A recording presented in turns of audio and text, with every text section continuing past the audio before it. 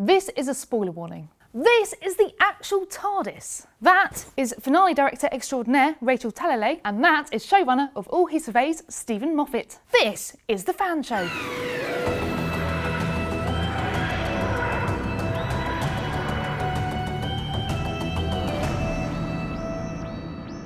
So where we left things at the end of 11, we've got a 400-mile long spaceship reversing out of a black hole. We've got the genesis of the Cybermen.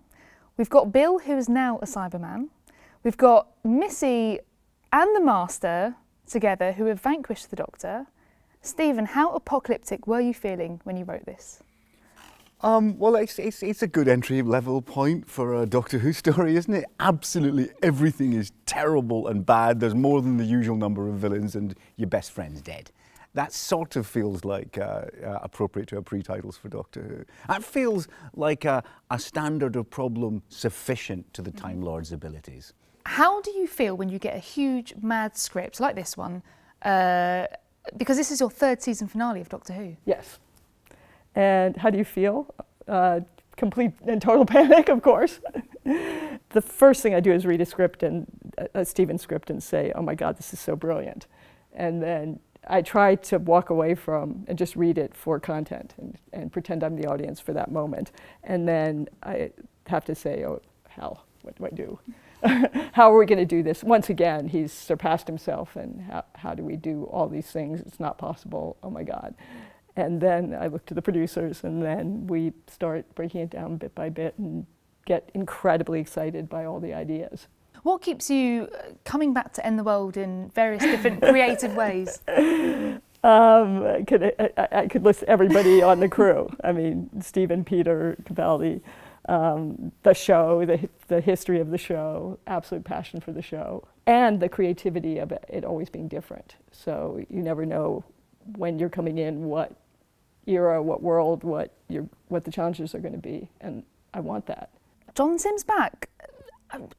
I'll tell you what, I wrote to Russell when I was going to do this, and I said, look, I'm going to bring back one of your characters, and but do you want the spoiler or not? And he said, okay, tell me. And I said, okay, it's John Simm's Master, and he's all this emails, oh my God, the dialogue, oh my God, that's amazing, oh brilliant, oh God, they're going to, aren't they? And I said, oh God, it's a children's show, it's not Cucumber, we can't do that. And but then we concocted this whole scheme that I'd cliffhanger out of my era on Doctor Who, handing over to Chris with Missy telling the Master and the Doctor that she's pregnant. I decided not to do that. Over to you, Chibs. I think that would have been sort that one out, mate. Off you go. There we go. Oh, I think that would have been a step too far even for you. I think it was only email lunacy as we were going mad. Dear. No, it was good fun. What would you? I mean, I don't know. I think the Master and Missy, I'm not quite sure about their flirtation, whether it's just showing off. We've got the Cybermen as well. Yes, the Mondasians. So you've probably had to direct the Cybermen more than anyone now. What are the challenges when it comes to working with them? I mean, every little detail is debated. At one point, the Mondasians are standing in a window and they all turn. Well, they're new. They're completely new at this moment. So do they all have the hive mind and turn exactly in sync? Or can we give them a little bit of difference? That's so subtle. Those are the kind of absolutely nitpicky details that you're looking at all times, at every frame of the show, which is something that I adore, that it's that detailed. My history with it was on the 10th anniversary of Doctor Who, for I Am That Old, they released a Radio Times magazine in which they showed a photograph, for me, for the first time, seeing what the Cybermen originally looked like. I must have seen it before, but I don't remember it. And I thought, oh, they look awful. They've got balaclavas on. They've got the jumpers pulled over their heads. I hope my friends don't see that. That's garbage. And I carried that moment of fan shame throughout my life into running the show. And then Peter Capaldi, I think actually on a panel, said he really liked them. And I said, but they've just got the jumpers pulled over their heads. And he said, Stephen, we could do it better than that. And I said, oh yeah, we could.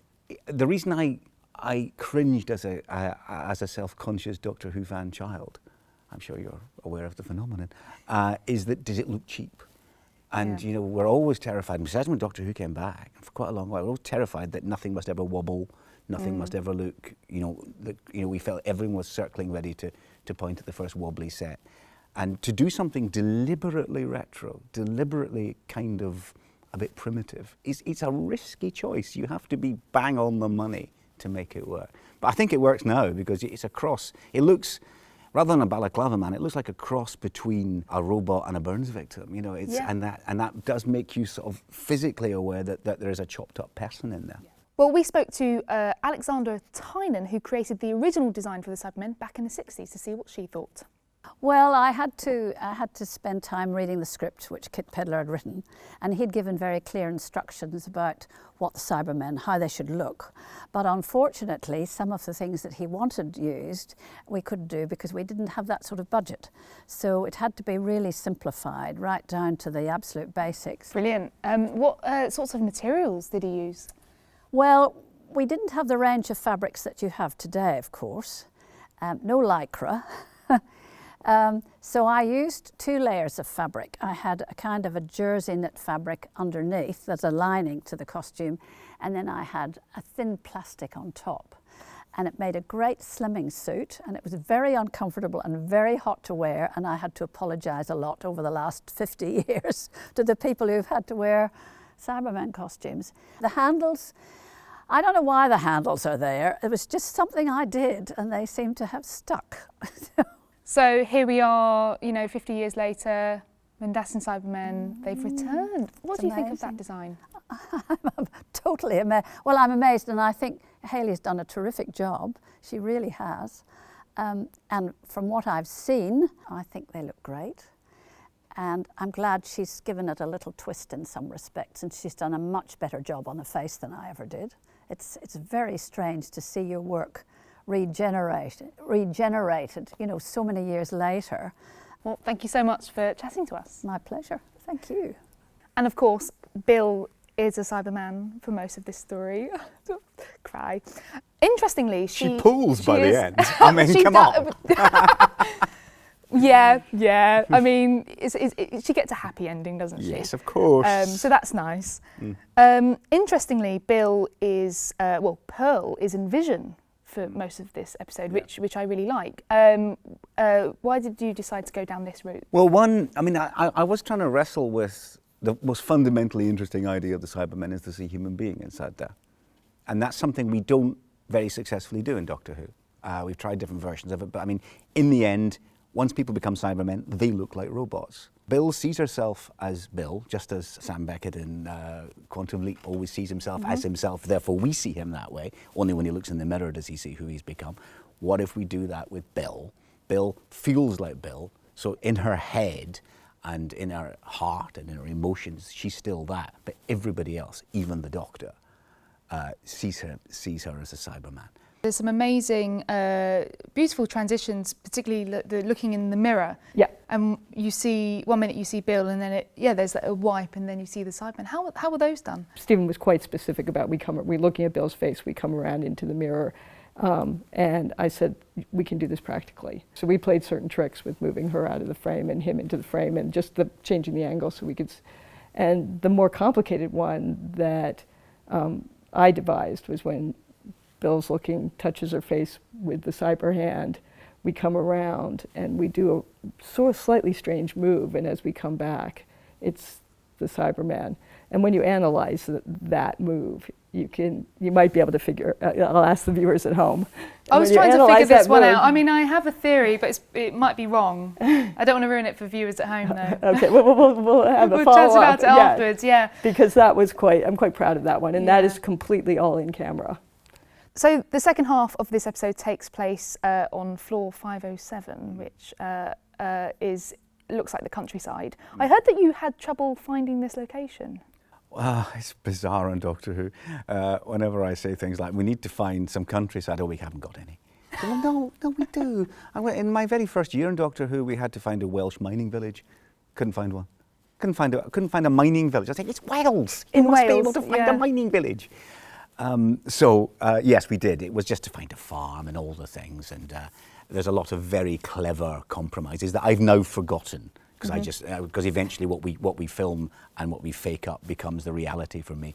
You know, this little group of buildings surrounded by lovely countryside, it was very hard to find, and to some degree it's faked. That isn't quite the building, and the roof is actually CGI, and there's all sorts of fakery going on there. Do you know why it's floor 507? Tell us. You know when people want to exaggerate a number, they always have a favourite number. Yeah. And that was 48 times I did that. Russell always uses 57. Always 57. Now, once eventually said to him, do you have a preference for Heinz products? Have you got something? He said he didn't even know why I was asking him. Because it's always 57. Even in scripts, if you're exaggerating, you always say 57.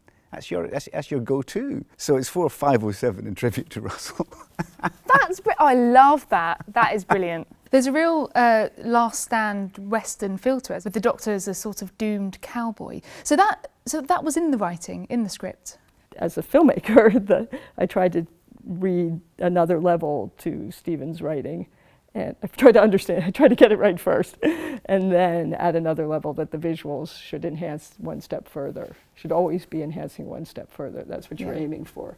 So if he's given you even the beginning of a Western feel, then my job is to say, okay, I'd like to go this much further, and usually he embraces that. There's a lovely shot with the Doctor outside with a shotgun, and you're just like, oh my God, such great just visual imagery of him, you know, in his last adventure. Very Night of the Hunter. Peter and I were both very Night of the Hunter. He had those because Peter also has images, because he's an artist, as we know. So he has visual images as well that go with his ideas for what the Doctor should be doing. So we both had pulled out Night of the Hunter as one of our visual references. Oh, that's awesome. Well, speaking of Peter, you've worked with Peter on several occasions now. How do you approach working with somebody who's so precise and invested in his role as much as he is? Well, that's the easy part. It's how do you approach somebody who isn't invested in their role? Because I think even direction is a poor word for what you do. It's a version of guidance. And so generally we talk about tones and textures and ideas together, and it's a real dialogue, and it's wonderful. Because Peter likes to move a lot, so you know that already, which is great, because then you know you have to give the freedom and the lighting for him to run around and do his thing and be the Doctor and the Peter's Doctor. At the end, we get the amazing battle with the Cybermen in the forest. How much did Peter enjoy this? Oh, he loves being an action hero. Yeah, absolutely adores it. In fact, when I'm done here, my job this afternoon is to go and add some action to the Christmas episode. Excellent. Because he's worried. I think Rachel wants to blow some stuff up, and Peter wants to run away from explosions. So I think I'm saying, okay, do we have time? Okay, show me how much we've got, and I'll go and put some jokes around explosions. What I asked for was for us to be able to do one long shot rather than a Transformers action sequence where you spend half a day doing this one shot that's going to be 12 frames. And I wanted really to be able to do a Steadicam shot where Peter could really make his way through all the explosions within the budget of what we could do. So even though it's cut up, it's part of 3 big shots.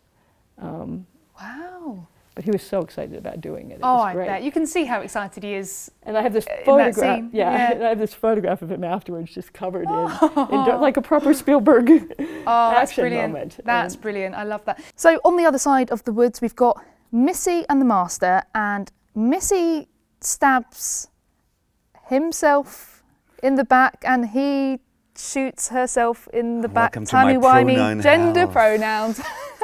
We have to ban gender pronouns. I can no longer talk about the character of the Master / Missy without having to go / all the time. It's exhausting. Just get rid of them. It's a stupid idea in the first place. What do we need them for?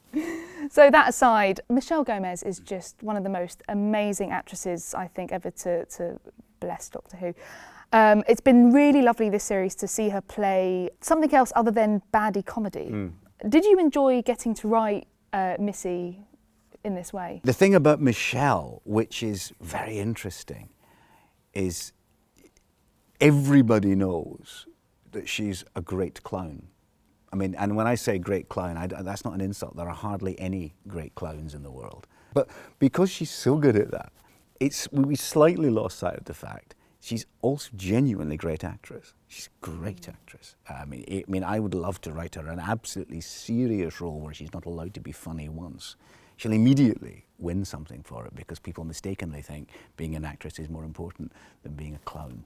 But she is a phenomenal actress. She can break your heart. She can skewer a moment. She can change your mood for the day just by the way she performs, by the way she reaches out of the screen and twists you a little. You can't sit still watching her. She's astonishing. So yes, I was deliberately pushing the part. So Bill has a mixed episode. She's a Cyberman for the majority of it, and then she has a lovely happy ending. Yes. Where she gets to fly off into space with Heather, which is lovely. But you know, when you created Bill, did you always know that you would kill her off at the end? Well, I don't think she is dead. No. She doesn't die. I don't, and I'll just say this and I'll get into terrible trouble with certain people. I don't think Doctor Who's that kind of show. Doctor Who's a big-hearted, optimistic show that believes in kindness and love and that wisdom will triumph in the end. I don't believe it's the kind of show that says there are bitter, twisted, nasty endings, because it's not. It's not gritty. It's aspirational. It says it can work. And wisdom and kindness will triumph, and love will always come through in the end. I think there aren't enough people or enough shows saying that, and I'm damned if Doctor Who is going to join in with the general chorus of despair. So she doesn't die. She nearly dies. She nearly dies, and she becomes something else. And we leave it in such a way, because I don't know the future plans. I've kept away from them. I've put it such that if, because Heather does say, look, I can put you back on Earth if you want to go back and make chips. So she could. Yeah. So any of those are, I mean, I kind of think in my head she flies around the universe with Heather. That's what she does. Yeah. So along with that scene, I mean, there's so much beautiful imagery in this episode, and one of our favourites on the show is Peter in the TARDIS, lying on his back with his coat splayed out, and it's red lining, and it looks, you know, it's almost like he's lying in a pool of blood. I had asked Stephen, could I play with the lighting again? Given the state that Peter's in, could I turn it grey? And made a suggestion to the art department that if they shined the floor, because he was going to be lying on the floor, that we could reflect the lights that we did have on the floor. And in all the years that they've been in the TARDIS, it's never had this shiny floor. So, and I'm incredibly glad I did that, because it changed the look. And then we came up with the idea that we would underlight angelic light coming from below as opposed to from above. And it was clear that the red lining is designed to, and Peter spent a little, you know, was also like, I've got to look heroic line here. And it was all about getting that, that image as strong as you can. And then I wanted to bring the lights on with his mind. Yeah. So next up is Christmas. Yeah. That final scene, you must have filmed that, I mean, days ago? I mean, days ago. How wet is the paint on that set? It's I don't think it ever dried before we took it down again. People think, and I saw it in several reviews, that we deliberately withdrawn the first scene of episode 11 from the press release versions. Despite the fact we told them, we're not kidding, we haven't shot it yet. That's why you haven't got it. It's not been shot. The beginning of 11, we shot less than 2 weeks ago. And it was the first thing we shot in the Christmas episode because it had to go out so quickly. At lunchtime, I looked at an edit of it. And I'm like, you know, this is the first time we've walked on this new set. This whole look of this snowy landscape. First time and suddenly it's going on the air. You know, it's gone out to the executives and they're making changes, and it's gone to the mix, and it's gone to the visual effects people that night, the day you shoot it, so that it could be finished at the end of the week. Where are we? This is today. We can admit today is in fact Friday. Episode 11 goes out tomorrow. Episode 12 is not finished. Now, like you, I think Doctor Who is all delivered the week before episode 1 goes out. And I this is how I remember it every year. And I think, then we handed it over as a big pile of DVDs, probably in that box set cover, very nice. And you hand it over, I mean, hopefully a Blu-ray, because that's better to transmit from, and then I go home and watch it. And I do not remember. Every year I fail to remember. That's not how, we put episode 1 out and episode 4 wasn't ready. And we've slowly got later and later. It's absolutely terrifying the way this show is made. People, I mean, I keep thinking people would not believe it. They saw what's actually happening, how close close we are to it is terrifying. So right now, I can honestly say I've not seen the finished version of episode 12. Wow. Wow, guys. I mean, just hats off to you guys. I just think thank you so much for working so hard for us fans, you know, to get that all ready and out on time. I mean, it's brilliant. If we do, it's brilliant. It's in the future. I don't know. Finally, can you give us maybe one teaser, like a little nugget, maybe what you filmed yesterday? We're obviously at this moment filming the 12th Doctor and the First Doctor meeting. And I can say we've been on, right now, I've just been on the set of the First Doctor's TARDIS, which has been beautifully recreated over there. David Bradley's recreation of William Hartnell is so eerily perfect, it could fool you. I've just been watching a scene in the other studio where he is so perfectly William Hartnell, you could be convinced it's him. Well, thank you so much, Rachel. We do have one more thing for you to do. Yes, would you like to play Top of the Locks? Oh, I can't wait. Roll Sting. This is Top of the Locks, where we measured the ups and downs of hair in Who. So we've got intensity along the side and episodes along the bottom. So, Rachel, what do you think?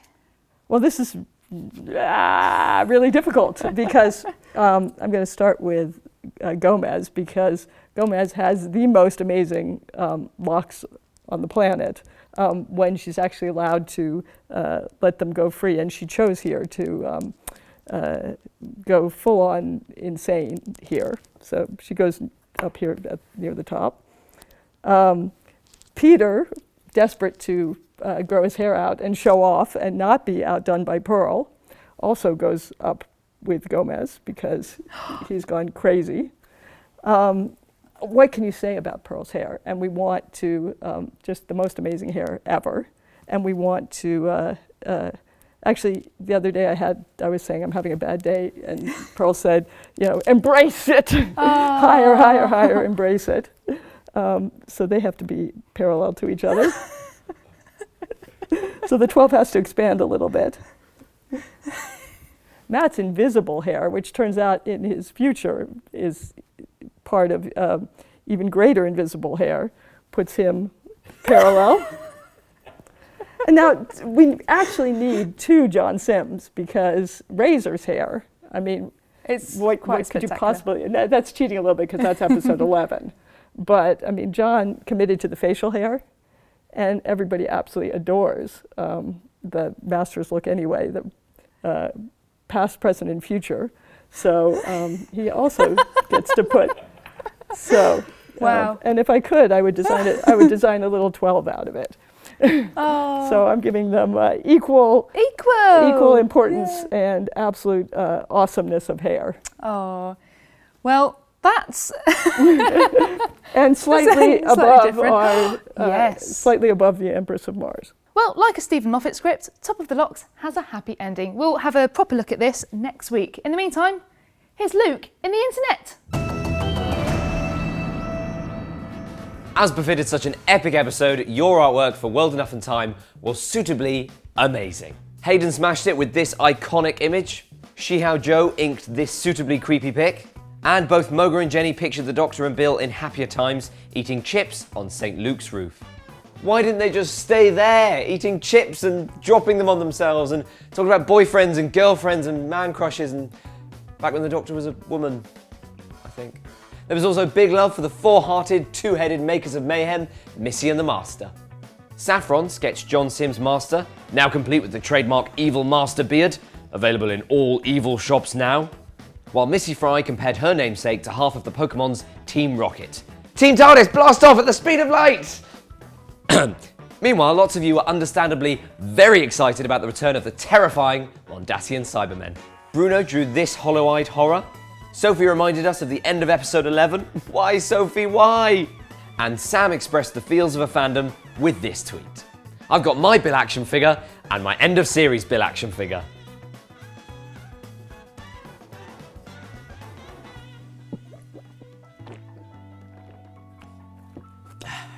Wisely, a couple of you have been making Cybermen costumes in a sneaky effort to blend in. Joe built a whole body for his cyber helmet out of EVA foam, and Elijah has gone lo-fi to build his own Mondasian Cyberman.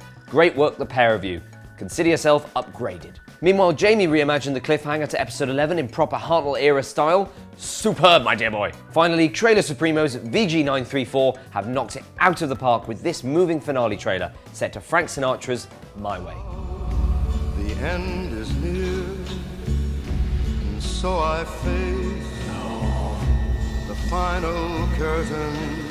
Oh, stop it, guys. We're making all my limited edition Bill and Heather action figure come out. Oh, God. So emotional. So, what did you think of that last episode of Series 10? If you've made anything nice to accompany it, send it to us at dwthefanshow@bbc.com or tweet us at dwthefanshow. I'm off to watch that final scene again and again and again. A massive thank you once again to Rachel and to Stephen too. And that's that. Well, not quite. Doctor Who might be over, but the fan show never sleeps. We'll be back on Friday to talk about Series 10 and our thoughts and feels. Until then, click here to relive all of our Series 10 after shows and click here to subscribe to the official Doctor Who YouTube channel. We'll see you soon. Bye. Bye.